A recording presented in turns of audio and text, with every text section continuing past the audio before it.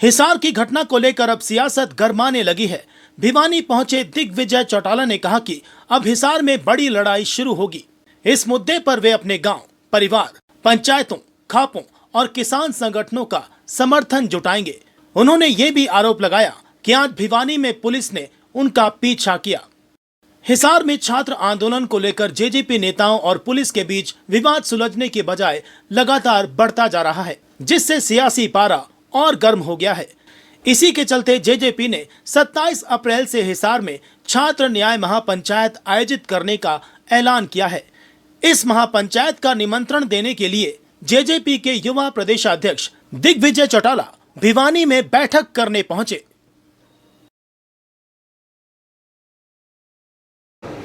उन बहनों को न्याय दिलाना, उन गरीब दलित साथियों को न्याय दिलाने के लिए और छात्रों पर जो अत्याचार हुए हैं उसके खिलाफ न्याय की आवाज़ बुलंद करने के लिए हम जगह जगह जा रहे हैं।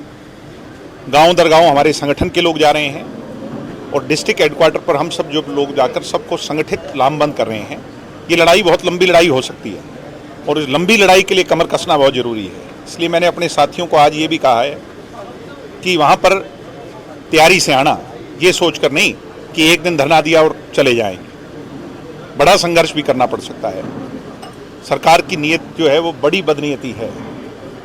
अत्याचार हो रहा है, झूठे केस लगाए जा रहे हैं, यूनिवर्सिटियों के दरवाजे स्टूडेंट डेमोक्रेसी के लिए बंद किए जा रहे हैं। ऐसे विषय में हमें बहुत मजबूती से संगठित होना पड़ेगा और सरकार को हिलाना पड़ेगा, उसकी कुर्सी को हिलाना और सबक सिखाना पड़ेगा। उसके लिए हमें संगठित होना।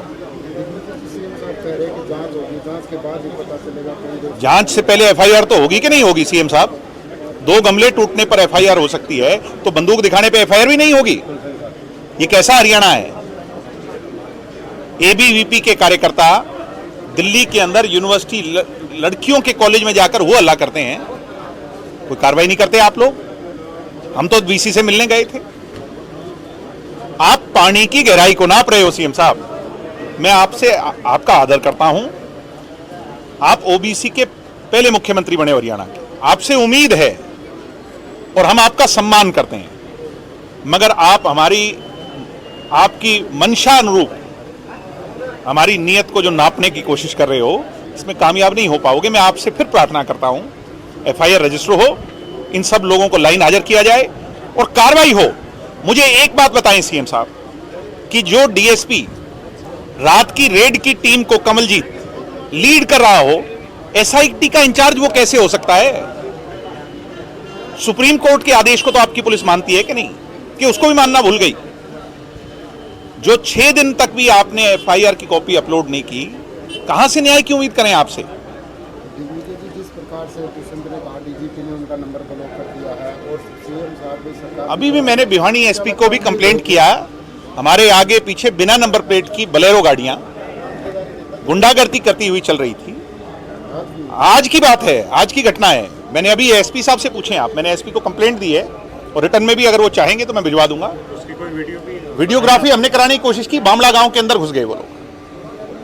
पुलिस की गाड़ियां थी, बोलेरो नियो गाड़ी थी, रेड लाइट लगी हुई थी, काले शीशे थे, सिविल ड्रेस में हथियारबंद लोग उसमें बैठे थे। पता नहीं वो किस कारणवश हमारे आगे पीछे घूम रहे हैं। क्या करने की कोशिश कर रहे हो? इन चीजों से हम डरने वाले लोग नहीं। सोशल मीडिया पे बातें उठ रही कि डिप्टी सीएम के साथ ऐसा हो सकता है, आम आदमी के साथ तो। हमारा एक ही कहना है कि यूनिवर्सिटी कॉलेजों के दरवाजे हम सामान्य छात्रों की आवाज के लिए बंद नहीं होने देंगे। अगर आपको लगता है छात्र संघ चुनाव नहीं कराओगे, फीस बढ़ोतरी पर बात नहीं करोगे, हॉस्टल की बात नहीं करोगे, गर्ल्स की सैनिटेशन की बात नहीं करोगे, कैसे बच जाओगे आप? आरएसएस के कार्यक्रम क्यों होंगे भाई? विश्व हिंदू परिषद के कार्यक्रम क्यों होंगे? गीता का पाठ क्यों पढ़ाया जाएगा? मुझे गीता से समस्या नहीं है, मगर मुझे समस्या इस बात से है कि अगर उन्हें अधिकार है तो फिर हमें क्यों नहीं? आम आदमी अगर उन्हें हॉल फ्री में बुक मिल रहे हैं, हम तो पैसे दे के बुक करा रहे हैं। मैं आपसे सवाल पूछता हूं, 7 तारीख का जो कार्यक्रम पर एफआईआर हुई है कुरुक्षेत्र मामले में, मुझे कोई इस हिंदुस्तान का बड़े से बड़ा वकील ये समझा दे कि वो क्रिमिनल केस कैसे है। हमने परमिशन लेकर के प्रोग्राम किया, हमारी उम्मीद अनुरूप 300 की जगह 1000 बंदे वहां पहुंच गए, लड़के लड़कियां आ गए। कार्यक्रम में जब ज्यादा भीड़ हो गई तो कुर्सी पर एक की जगह 2 लोग चढ़ गए, कुर्सियां टूट गई। जब कुर्सियां टूट गई तो उसका आपने 25,000 रुपए हमारा सिक्योरिटी फॉरफिट कर ली और कुर्सी भी हम ठीक कराने को राजी हो गए। तो 16 तारीख को आप एफआईआर कैसे करवा रहे हैं, मुझे समझाएं तो सही। दीवानी का मुकदमा, सिविल का मुकदमा आप क्रिमिनल कैसे बना सकते हैं? मुझे ये तो बताइए, क्राइम क्या हुआ वहां पे? हम पूछ रहे हैं, कोई जवाब ही नहीं है। एसपी से मिल रहे हैं, कोई जवाब ही नहीं है। कोलैप्स कर गया है जी सिस्टम। अरविंद केजरीवाल से मिले हैं आप? लगाए गए हैं हैं जी? जो इंस्पेक्टर है उसके महिला एक और सामने निकल के आई जिन्होंने आरोप अभी तो आप 27 तक इंतजार करो। मैंने कहा कि हमारे पास इतना मटेरियल है, मगर हम मजबूर नहीं करना चाहते, किसी को शर्मिंदा नहीं करना चाहते। हम चाहते हैं कि सरकार संज्ञान ले और निष्पक्ष जांच हो, जो दोषी है उसको दंड। मगर अगर उस हरकत तक वो जाएंगे तो हम हर तरीके से तैयार हैं, कमजोर मत समझें। और मैं एक बात और कहना चाहता हूं, मेरे साथी 27 तारीख को जो स्टूडेंट्स, हर स्टूडेंट ऑर्गेनाइजेशन जो आएंगे, वो अपने कपड़े का बैग साथ ले आएंगे। ये मत सोचना कि वो ये सोच के आएंगे एक दिन की कार्रवाई है।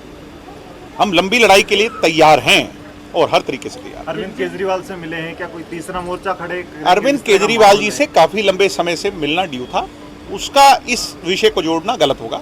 मगर आज के जो विषय हैं उस पर चर्चा उनसे हुई और उनसे हमारे बहुत अच्छे संबंध रहे हैं। पहले भी मेरे तो पहले इलेक्शन में उन्होंने मेरा साथ दिया और आगे भी हम मिलजुल करके सरकार के विरोध में तो इकट्ठे हो ही सकते हैं ना। तो इशार अंतिम सवाल राकेश टिकैत आगे वो कह रहे थे उसी दिन अगर टेंट लगा दी लेते तो ये नौबत। ऐसा है, मैं राकेश टिकैत जी का बहुत आदर करता हूं। हम उस परिवार को, टिकैत परिवार को अपना परिवार ही मानते हैं। मेरे परदादा जी और बड़े टिकैत साहब का, चौटाला साहब का और बड़े टिकैत साहब का ऐसा जुड़ाव था, मेरे पिताजी का और इनका, नरेश जी का और राकेश जी का, और हमारा भी चौथी पीढ़ी, हम बच्चों का भी उस घर में पारिवारिक संबंध है। उनका हमारे घर में, हमारा उनके घर में। उन्होंने जो सलाह दी, बहुत अच्छी सलाह दी कि गांव में जाओ, तो मैंने कल अपने गांव का भी कार्यक्रम रखा है।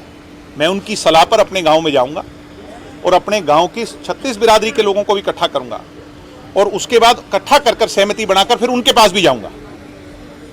मैं राकेश जी के पास भी जाऊंगा, नरेश जी के पास भी जाऊंगा और जितनी भी पंचायतें हैं, खाप हैं, किसान संगठन हैं, हो सकता है कोई नाराजगी हमारे को लेकर के हो क्योंकि हम बीजेपी के साथ सत्ता में रहे, उन सब चीज़ों को दूर करेंगे और मिलजुल करके उनकी भावना को भी स्टूडेंट्स की बात में सम्मिलित करेंगे। ठीक है जी, मैं एक बात और कही कि परिवार एक होता तो ये नौबत ही नहीं आती। ओहो, वही तो मेरे चाचा आदित्य जी ने बयान दिया, चोई रणजीत सिंह जी ने बयान दिया, सबने तो बयान दिया।